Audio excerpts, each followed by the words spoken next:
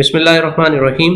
Digital image processing के आज के लेक्चर के अंदर हम देखने जा रहे हैं कि सेंसेस को कि अल्लाह ताला ने इंसान को कौन कौन सी जो है वो सेंसेस दी हैं। तो सबसे पहले जो हमें पता है, अल्लाह ताला ने इंसान को देखने की सलाहियत दी है, सुनने की सलाहियत दी है, स्मेल करने की सलाहियत दी है, टेस्ट करने की, टच करने की, और ये तमाम सलाहियतें दी हैं।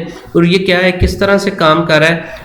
इसी तरह से इंसान जो है वो देखता भी है, देखने के बाद चीज़ों को सोचता है, उसके दिमाग में जो है वो परसेप्शन आती है, सुन के उसके दिमाग में कोई चीज़ें वॉइसेस सुनता है, उसके ऊपर इंसान की लर्निंग होती है। स्मेल करता है तो उसको पता चलता है कि चीज़ किस तरह की है, टेस्ट करता है तो उसको जायके से पता चलता है, टच करता है तो उसको पता चलता है कि क्या चीज़ हार्ड है, सॉफ्ट है, उसको चीज़ की स्टिफनेस का पता चलता है। देन काइनेस्टिक वगैरह।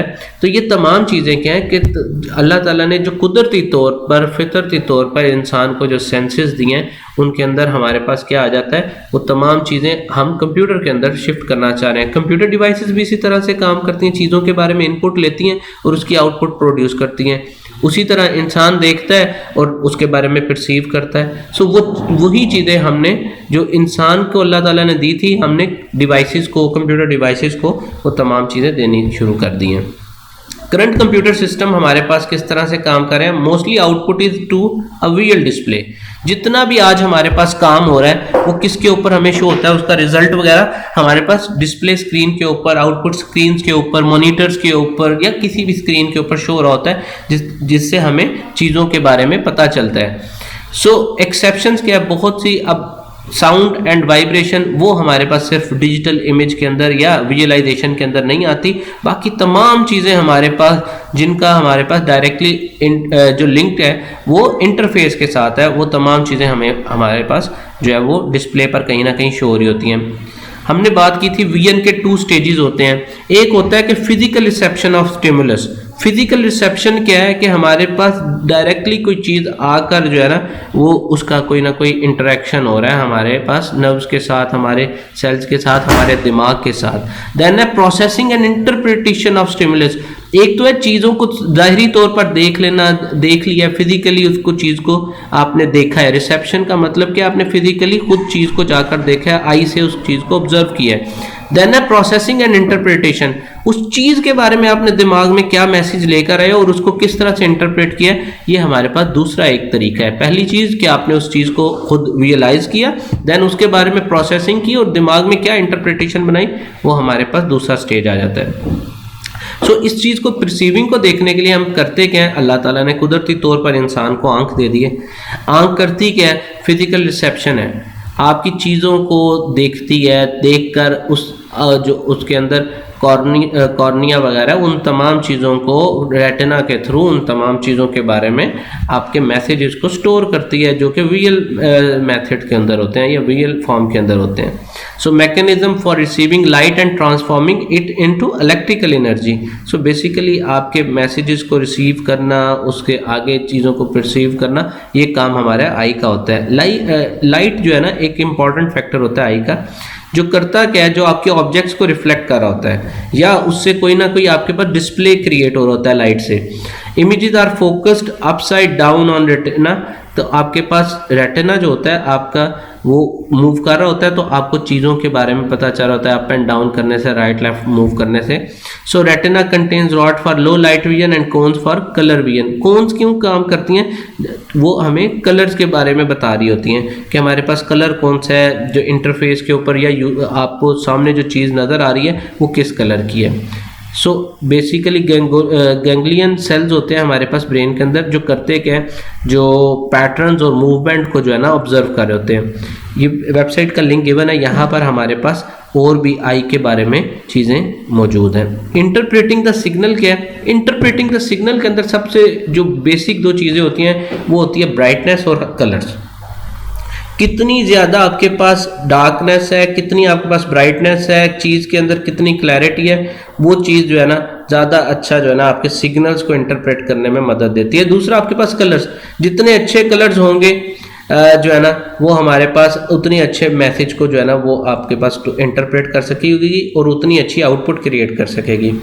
सो ये हमारे पास है कि 8% जो हमारे पास मेल है और 1% फीमेल है ना जो वो कलर ब्लाइंड है इस वक्त, क्योंकि उनको किसी ना किसी कलर के अंदर वो कलर ब्लाइंड होंगे। किसी को रेड का होता है, डार्क कलर का, कोई हमारे पास वाइट कलर को ऑब्जर्व नहीं कर पा रहा होता, कोई हमारे पास जो है वो कुछ और कलर्स को जो है ना वो उसको फील नहीं हो रहे होते। सो ये जो रेशियो है हमारे पास 8% मेल की रेशियो है और 1% फीमेल की रेशियो है जो कलर्स के अंदर कलर ब्लाइंड होते हैं जी। सो ब्राइटनेस को हम चेक करने के लिए rods provide low light monotone grey scale vision. Rods are saturated in bright light and contribute little और nothing to what you see. So rods का काम क्या होता है, हमारे पास ब्राइटनेस को जो है ना उसको मैनेज करना और यूज़र को उसके मुताबिक जो है ना उसकी आई के जो है कॉर्निया और फोकस के मुताबिक उसको चीज़ें जो है परसीव करवाना। However the principle of brightness and contrast are equally important with the colour vision. Colour भी जिस तरह हमने कहा दो फैक्टर्स हमारे पास इंपॉर्टेंट होते हैं, एक ब्राइटनेस और दूसरा कलर। तो जितना हमारे पास ब्राइटनेस का किरदार होता है उतना ही हमारे पास कलर का भी जो है ना वो किरदार आ रहा होता है, उतना ही कलर भी इंपॉर्टेंट होता है। दोनों चीज़ें मिल के आपके पास एक कंप्लीट चीज़ जो है वो बना रही होती हैं, जो कि हमें चीज़ों को क्लैरिटी में दिखा रही होती हैं। औरतों को जो है ना ऑन एवरेज देखा जाए तो हमारे पास ज़्यादा कलर जो है ना क्लियरली पता चल रहे होते हैं। Perhaps 80% of man are colour blind depending on how you measure it. So लड़के या मर्द जो हैं उस चीज़ को अच्छी तरह से कलर्स को नहीं सेंस कर रहे होते जितना कि एक खवातीन जो है ना इसको अच्छे तरीके से कर लेती है। There is a difference between seeing the colours on a chart and seeing them in isolation. So next we move on to central versus peripheral vision. We have two perception levels, that is first one is your central vision and other one is your peripheral vision. Central vision क्या है कि हमारे पास अल्लाह की तरफ से कुदरती तौर पर एक सेंट्रल विजन है जो कि आँख के हमारे पास सेंटर पॉइंट के अंदर जिसको हम कॉर्निया के थ्रू जो ऑब्जर्व कर रहे होते हैं। सो उसके अंदर क्या होते हैं, कौन सेल्स होते हैं हमारे पास जो चीज़ों को लाकर जो है ना उसको सेंसिटाइज भी कर रहे होते हैं, उसके बारे में मैसेजेस भी आपके माइंड के अंदर क्रिएट कर रहे होते हैं। और इसका फ़ायदा क्या होता है, जो सेंट्रल सिस्टम है वो हमारे पास बहुत डिटेल और फोकस्ड होता है, जबकि पेरिफेरल सिस्टम इसके मुकाबले में क्योंकि उसके अंदर सेल्स कम होते हैं तो उसके अंदर उतनी ज़्यादा मूवमेंट भी जो है ना उसकी डिटेक्शन इतनी ज़्यादा नहीं होती।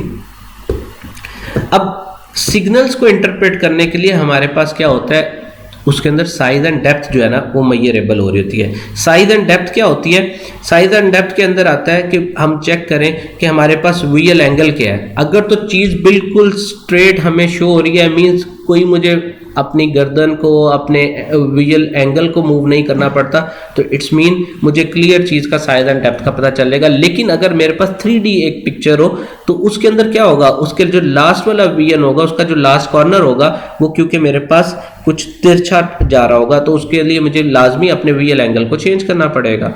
सो इसके अंदर क्या होता है कि हमें अपनी एबिलिटी को, विजुअल एक्टिविटी को जो है ना उस एबिलिटी को जो है वो मेजर करने की ज़रूरत होती है। देन हमारे पास है familiar object perceived as constant size in spite of changing in visual angle when far away.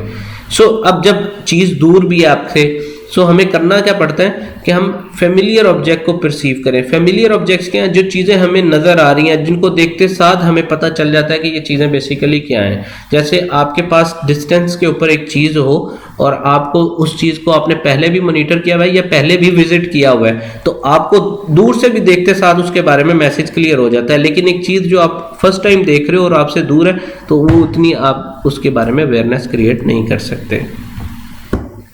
Then the visual system compensate to some degree for movement and changes in luminance. So जब हम move कर रहे होते हैं, चीज़ जैसे जैसे हमारे करीब आ रही होती है तो उतना उतना मैसेज हमारे दिमाग में क्लियर हो रहा है। तो यही बात है कि visual system compensate for movement. सबसे पहली चीज़, मूव करने से भी हमें चीज़ों के बारे में, क्योंकि जैसे जैसे हम चीज़ के करीब जा रहे होते हैं उतना मैसेज उसके बारे में क्लियर हो रहा होता है। और चेंजेस इन ल्यूमिनेंस, उसकी ब्राइटनेस भी जो है वो हमारे पास चेंज हो रही थी, क्योंकि जितनी दूर होगा उतनी ज़्यादा चीज़ दूर होने की वजह से उसके कलर्स और उसकी ब्राइटनेस वगैरह हमसे डिम होगी। Context is usually to resolve ambiguity. मकसद क्या होता है इसका कि हमारे दिमाग में चीज़ के बारे में जो एम्बिगुअस इंफॉर्मेशन है उसको चेंज किया जाए और एम्बिग्विटी को रिजॉल्व किया जाए। सो ये बेसिकली हमारे पास जो डायग्राम है वो ऑप्टिकल इल्यूजन के बारे में, इसको आप खुद से एक दफ़ा विजुअलाइज कर सकते हो। सो वर्ड शेप्स हैं, डिफरेंट वर्ड्स हैं, हमारे पास लिखने का स्टाइल चेंज है।